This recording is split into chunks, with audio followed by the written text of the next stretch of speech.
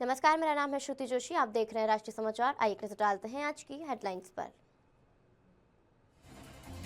Nitish vision के साथ अनुरूप बजट, कृषि, रोजगार और बुनियादी ढांचे पर खास फोकस, रामकृपाल यादव।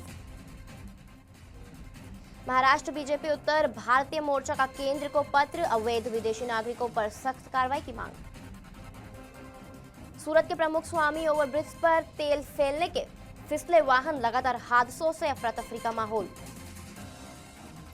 बिहार बजट पर जन सुराज का सवाल, सिर्फ 12 मिनट का भाषण, सरकार कितनी गंभीर। मिर्जापुर में कथित धर्मांतरण गिरोह पर कार्रवाई, जिम कनेक्शन वाले नेटवर्क से जुड़ा मौलाना गिरफ्तार। अब खबरें विस्तार से। पहली खबर बिहार से। बिहार के कृषि मंत्री रामकृपाल यादव ने राज्य बजट को मुख्यमंत्री नीतीश कुमार के विजन के अनुरूप बताते हुए कहा कि यह बजट प्रदेश के समग्र विकास को नई गति देगा और बिहार को नवंबर बनाने में दिशा में मजबूत कदम साबित होगा। उन्होंने कहा कि केंद्रीय और राज्य दोनों के बजट के समन्वय से विकास की राह और आसान होगी। मंत्री ने बताया कि बजट में कृषि, शिक्षा, स्वास्थ्य और सड़क जैसे प्रमुख क्षेत्रों पर विशेष फोकस रखा गया है, जिससे रोजगार के नए अवसर पैदा होंगे और लोगों की जीवन शैली में सुधार आएगा। किसानों के लिए कई अहम योजनाएं शामिल की गई हैं, जिससे फैसलों का बेहतर मूल्य और आय बढ़ाने में मदद मिलेगी। साथ ही शिक्षा और स्वास्थ्य सेवाओं को मजबूत करने तथा सड़क और परिवहन ढांचे के विस्तार के लिए भी महत्वपूर्ण प्रावधान किए गए हैं। उन्होंने कहा कि सरकार लोगों को बेहतर सुविधाएं देने और उनकी जरूरतों को पूरा करने के लिए पूरी प्रतिबद्धता के साथ काम कर रही है। बजट आ गया है। केंद्र की सरकार ने भी बिहार के विकास में अधिक से अधिक सहयोग के लिए राशि का आवंटन किया है। और दूसरी बात यह है कि माननीय वित्त मंत्री के माध्यम से आज बिहार का ये बजट जनता के हित में आज आया है। हर क्षेत्र का ख्याल रखा गया है और ये मैं कह सकता हूँ कि जो माननीय मुख्यमंत्री जी का सपना है कि अपने प्रदेश को देश के नंबर 1 प्रदेश में स्थापित करें, नंबर 1 पर लाएं, उसी के अनुसार जो काम किया जा रहा है उसको देखते हुए माननीय मुख्यमंत्री जी के विजन के अनुसार माननीय वित्त मंत्री जी ने बजट प्रस्तुत किया है, जो विकास में गति डालने का काम करेगा बिहार के विकास में। अगली खबर सूरत से। सूरत के प्रमुख स्वामी ओवरब्रिज पर आज एक के बाद एक हादसे सामने आए, जिससे कुछ देर के लिए अफरा तफरी का माहौल बन गया। ओवरब्रिज की सड़क पर तेल गिरने के कारण वाहन फिसलते नजर आए। खासतौर पर 2 पहिया वाहन चालकों को भारी परेशानी का सामना करना पड़ा। घटना के दौरान पुल पर चल रही गाड़ियां अचानक संतुलन खोती दिखी। हादसे का लाइव वीडियो भी सामने आया है, जिसमें साफ देखा जा सकता है कि वाहन तेल के कारण फिसल रहे हैं। लगातार हो रहे हादसों के बाद 2 पहिया वाहन चालकों में डर का माहौल फैल गया है और कई लोग सावधानी बरतते हुए वाहन रोकते नजर आए। सूचना मिलते ही फायर ब्रिगेड की टीमें मौके पर पहुंची और सड़क पर फैले तेल को साफ करवाया गया, ताकि आगे कोई और हादसा न हो सके। सड़क की सफाई के बाद स्थिति को धीरे धीरे सामान्य किया गया।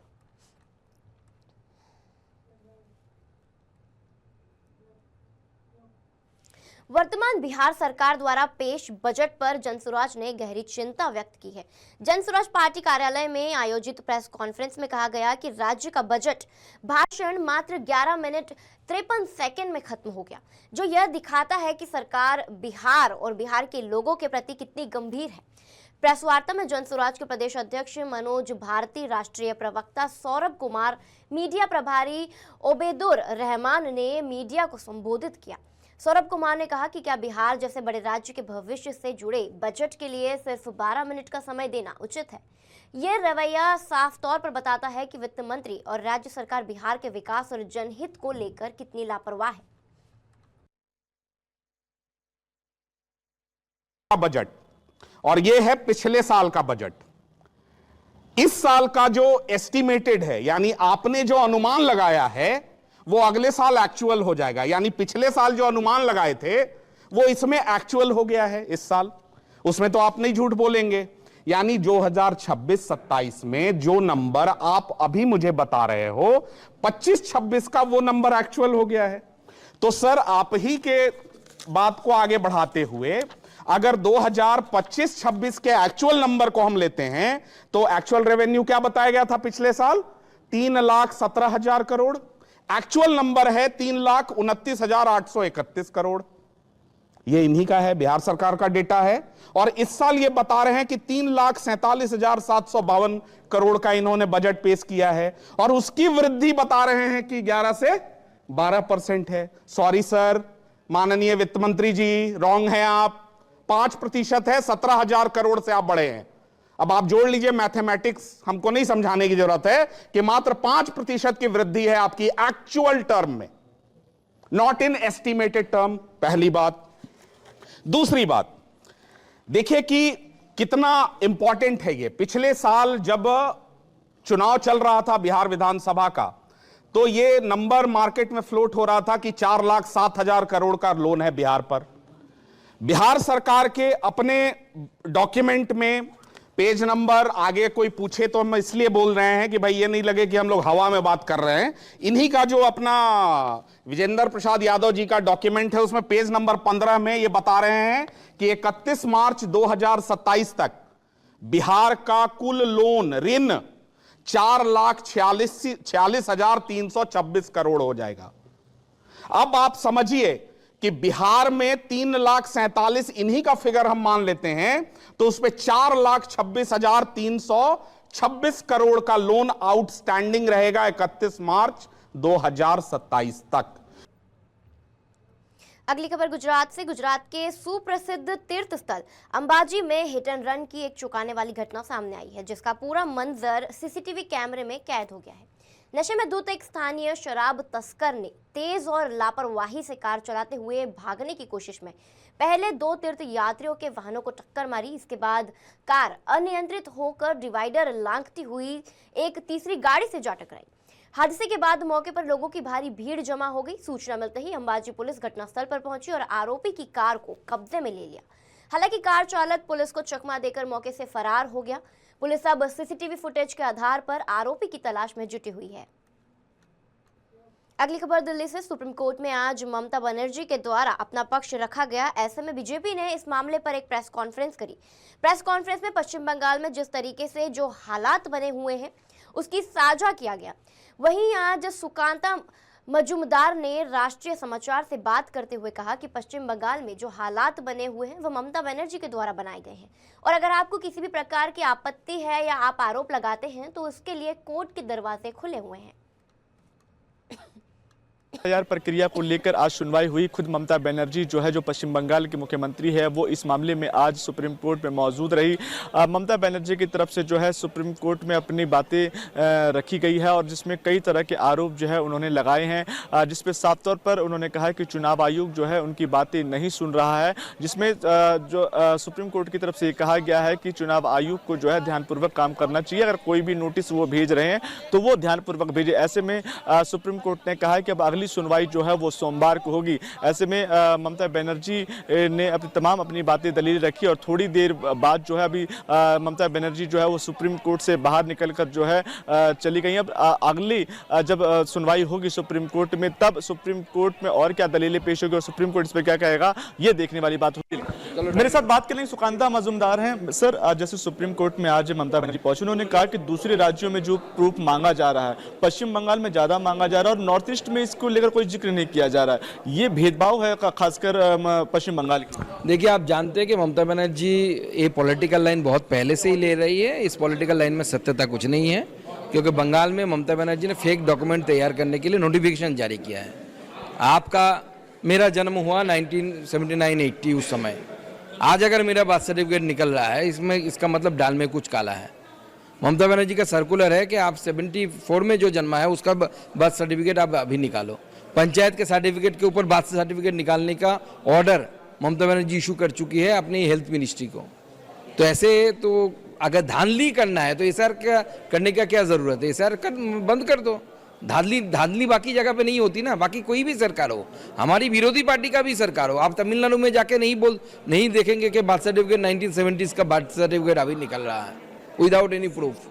इलेक्शन कमीशन को लेकर भी उन्होंने कहा कि इलेक्शन कमीशन हमारी बात ही नहीं सुन रहा, 6 बार से ज़्यादा हमने बात कह दी। और एक आरोप उन्होंने पहले भी लगाया था अभिषेक बनर्जी के द्वारा कि वोटर लिस्ट की चोरी जो है खासकर पश्चिम बंगाल में हो रही है। देखिए, इलेक्शन कमीशन के साथ जितने बार भी तृणमूल कांग्रेस के प्रतिनिधि मिलने गए, पश्चिम बंगाल में हो या इधर हो, इलेक्शन कमीशन मिला, उनको जवाब भी दिया जो मीडिया में आया है। अंदर क्या हो तो हमें पता नहीं, लेकिन मीडिया में तो आया है कि हाँ उन्होंने जवाब दिया है। तो बाकी जो विषय बोला जा रहा है, तो ममता बनर्जी के ये ड्रामाबाजी है। ममता बनर्जी ऑप्टिक्स क्लियर करने की कारण ऐसा कर रही है, और उनका जो डर है, हारने का डर, वो हारने का डर सता रही है। और वोटर लिस्ट की जो चोरी बार बार कह रहे अभिषेक बनर्जी ने इलेक्शन कमीशन के बाहर जो कहा, तो आप कोर्ट में जाइए, चोरी हो रहा है तो आप प्रूव कर सकते हैं ना। अभिषेक बनर्जी के खिलाफ अगर चोरी का इल्जाम उठेगा तो प्रूव करना पड़ेगा ना किसी को। तो ऐसे ही इलेक्शन कमीशन के खिलाफ हो, मेरे खिलाफ हो, आपके खिलाफ हो, आपको प्रूव करने की जरूरत है। कोर्ट में जाके तो आप हार रहे हैं बार बार। चलिए, बहुत बहुत धन्यवाद। तो मेरे साथ बात करें सुकांतु मजुमदार, जिन्होंने कहा कि अगर आपको किसी प्रकार की आपत्ति है तो आप कोर्ट में जाइए, दरवाजा खटखटाइए, या फिर आप किसी प्रकार के आरोप लगाते हैं उसको लिए कंप्लेन भी आप दायर करिए। कैमरा पर्सन सुमित के साथ दीपक कुशवाहा की रिपोर्ट, दिल्ली। अगली खबर सूरत से। ऑटोमोबाइल सेक्टर में नानावटी ग्रुप ने एक बार फिर अपनी मजबूत पहचान दर्ज कराते हुए ऑटोकार इंडिया 2026 का प्रतिष्ठित Autocar dealer of the year award अपने नाम कर लिया है। मुंबई में आयोजित एक भव्य समारोह में नानावटी ग्रुप को यह सम्मान प्रदान किया गया। इस अवसर पर ग्रुप के डायरेक्टर हितेंद्र नानावटी ने इस उपलब्धि का श्रेय अपने 2500 कर्मचारियों की कड़ी मेहनत और ग्राहकों के अटूट विश्वास को दिया। उन्होंने कहा कि टीम वर्क और कस्टमर ट्रस्ट की ग्रुप की सबसे बड़ी ताकत है। वर्ष 1998 में स्थापित नानावटी ग्रुप ने आज देश भर में करीब 90 सेल्स और सर्विस आउटलेट्स संचालित हैं।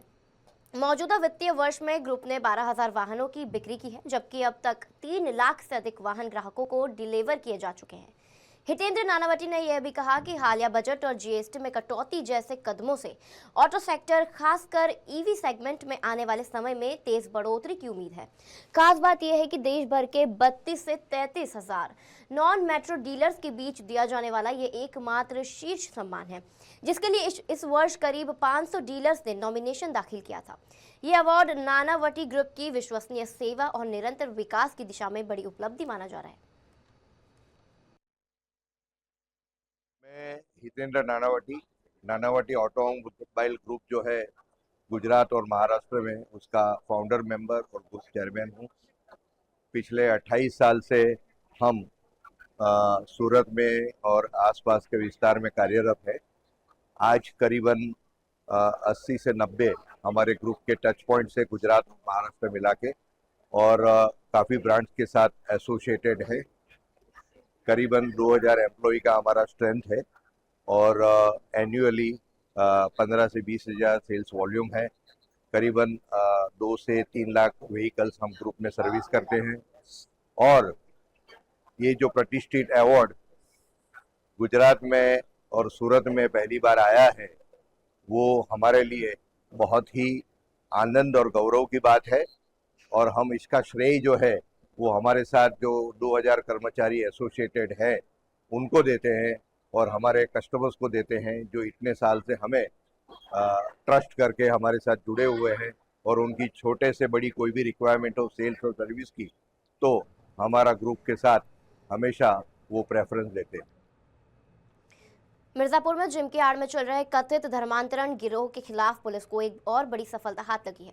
धर्मांतरण सिंडिकेट से जुड़े एक मौलाना को पुलिस ने गिरफ्तार किया है, जो पढ़ा लिखा है, मैं नियमित रूप से नमाज अदा करता था। आरोप है कि मौलाना जादू, टोना, तंत्र मंत्र और ताबीज बनाने के बहाने लोगों को अपने जाल में फंसाता था और बाद में उन्हें धर्म परिवर्तन के लिए प्रेरित करता था। पुलिस के अनुसार यह आरोपी जिम के माध्यम से धर्मांतरण कराने के मामले में पहले से गिरफ्तार 7 आरोपियों से जुड़ा हुआ है। इसके अलावा वाराणसी में एक हिंदू युवती का धर्म परिवर्तन कराकर निकाह कराने के मामले में भी इसके खिलाफ मुकदमा दर्ज है। देहात कोतवाली पुलिस ने आरोपी को गिरफ्तार कर आगे की कानूनी कार्रवाई शुरू कर दी है।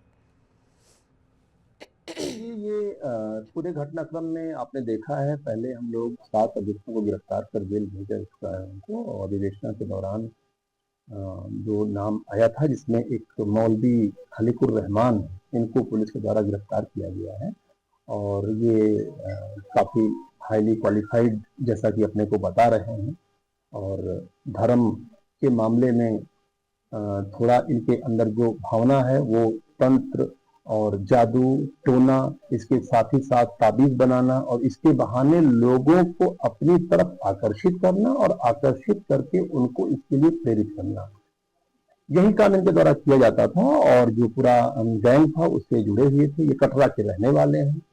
पूछताछ से इनके द्वारा कई महत्वपूर्ण चीजें बताई गई हैं, जिसमें एक सबसे महत्वपूर्ण चीज ये बताई गई है कि इनके द्वारा 2023 में एक हिंदू लड़की का निकाह धर्म परिवर्तन हुआ था जिसमें, और इसमें कराया गया था लोहता थाने में, एक लड़के के साथ कराया गया था दूसरे समुदाय के साथ, जिसमें FIR भी पंजीकृत है। हम लोग वहाँ पे कॉन्टेक्ट कर रहे हैं और शीघ्र ही हम लोग इसमें गहन विवेचना करते हुए जो भी चीज आएगा हम आपको। बुलेटिन में अगली खबर दिल्ली से। दिल्ली में भारतीय जनता पार्टी के प्रदेश अध्यक्ष वीरेंद्र सचदेवा ने लोकसभा में नेता प्रतिपक्ष और कांग्रेस नेता राहुल गांधी के केंद्रीय मंत्री रवनीत सिंह बिट्टू पर दिए गए बयान के खिलाफ जोरदार विरोध प्रदर्शन किया। इस दौरान वीरेंद्र सचदेवा ने राहुल गांधी के बयान को गैर जिम्मेदाराना बताया और लोकतांत्रिक मर्यादाओं के खिलाफ बताया। उन्होंने कहा कि इस तरह के बयान न केवल एक केंद्रीय मंत्री का अपमान है, बल्कि देश की संस्थाओं और संसदीय परंपराओं को भी कमजोर करते हैं।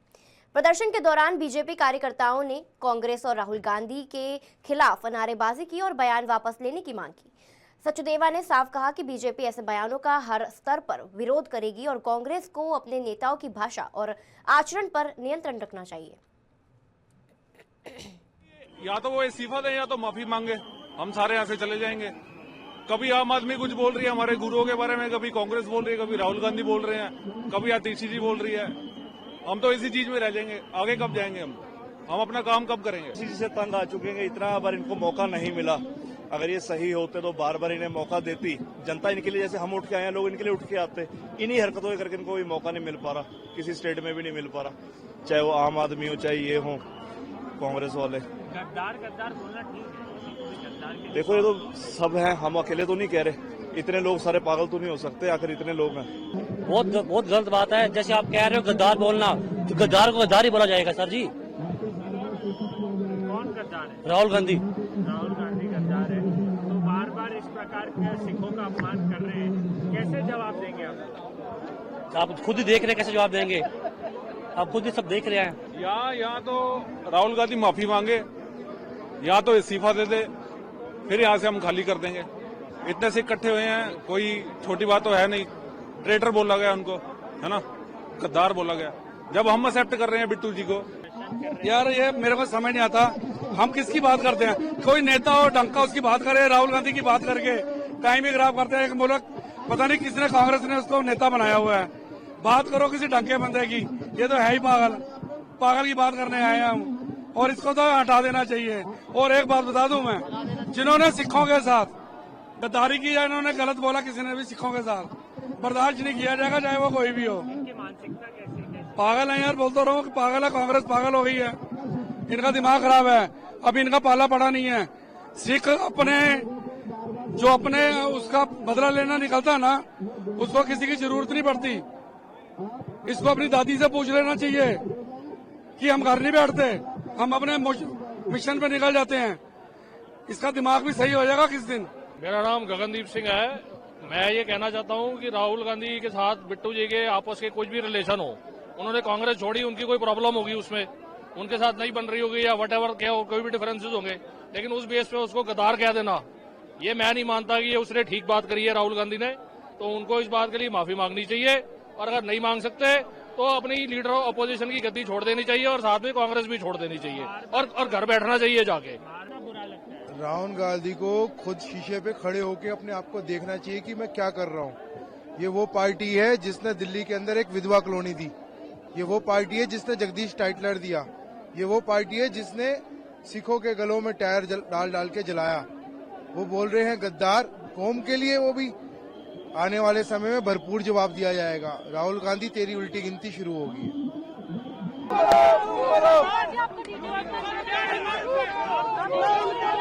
हमारा एक ही कहना है, सिख सरदार है, राहुल गांधी गद्दार है।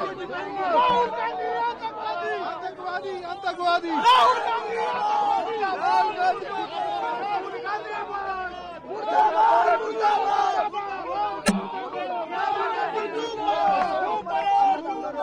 राहुल गांधी धूम मनाओ।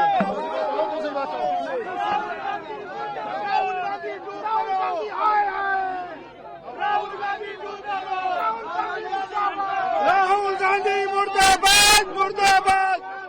राहुल गांधी मुर्दाबाद। राहुल गांधी मुर्दाबाद मुर्दाबाद। राहुल गांधी मुर्दाबाद मुर्दाबाद। राहुल गांधी मुर्दाबाद मुर्दाबाद। टाइटलर का यार देश का गद्दार है। टाइटलर का यार देश का गद्दार है। वो टाइटलर के लिए रेड कार्पेट बिछाते हैं और बिट्टू को टाइटलर का यार है, वो देश का गद्दार है। Well, this is a hatred against Sikhs which keep propping up, and there's a DNA of the Congress which keeps compelling them to say what they say about Sikhs. There are other party leaders who have left the party. They have not uttered a word against them. It is Sushmita Sen who joined TMC. It is Shaku who joined NCP. But not a word of Gaddar against them. Why Bittu is Gaddar? Rahul Gandhi का हर बयान देश को तोड़ने वाला बयान होता है।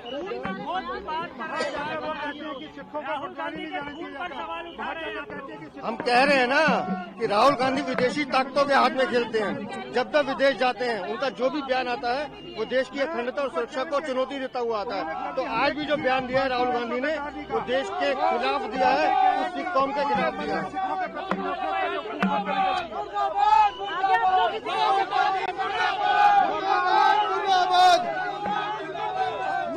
आज जो राहुल गांधी ने टिप्पणी करी है रमेश बिट्टू को लेकर, देश का गद्दार, गद्दार तो उसकी फैमिली है, उसकी दादी है, खुद राजीव गांधी और राहुल गांधी है। मैं ये कहना चाहूंगा राहुल गांधी को माफी मांगनी चाहिए और इस्तीफा देना चाहिए जल्द से जल्द, और यही प्रदर्शन रेगुलर निरंतर चलता रहेगा जब तक माफी नहीं। खबरों के सिलसिले में बने रहिए हमारे साथ, देखते रहिए राष्ट्रीय समाचार। धन्यवाद।